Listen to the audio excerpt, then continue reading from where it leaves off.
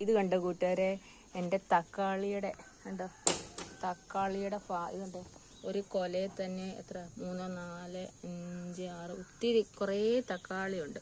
അതുകൊണ്ടുണ്ടോ എൻ്റെ തക്കാളി ഏട്ടാ ഒരു സൈഡിലോട്ട് ചരിഞ്ഞ് ഒടിഞ്ഞ പരുവത്തിലാണ്. ഇനി നല്ലതായിട്ടൊരു ചെറിയൊരു നൂലോ ചെറിയൊരു ചരടോ വെച്ച് ഇത് കെട്ടണം. കണ്ടോ, ഭാരം ഇത്രേ ആയിപ്പോയി. ഇതിന് ഈ തക്കാളിയുടെ പ്ലാന്റിനേക്കാളും കൂടുതൽ തക്കാളി ഉള്ളതുകൊണ്ട് ഇത് ചരിഞ്ഞു പോയി. ഇത് കെട്ടട്ടെ, കെട്ടി വെക്കട്ടെ, അല്ലെങ്കിൽ തക്കാളിയൊക്കെ നശിച്ചു പോകും.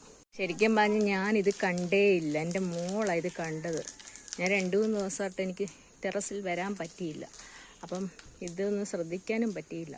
മഴ പെയ്യുന്ന കാരണം വെള്ളം ഏതെങ്കിലും കിട്ടിക്കൊള്ളേണ്ട. ഏതായാലും ഞാനിത് നേരെ കെട്ടി വെച്ചു.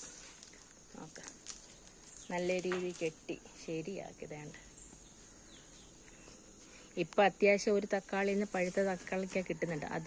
അത് തീർന്നു കഴിയുമ്പം എൻ്റെ ഓരോരോ തക്കാളി ഇങ്ങനെ പഴുക്കാൻ തുടങ്ങും.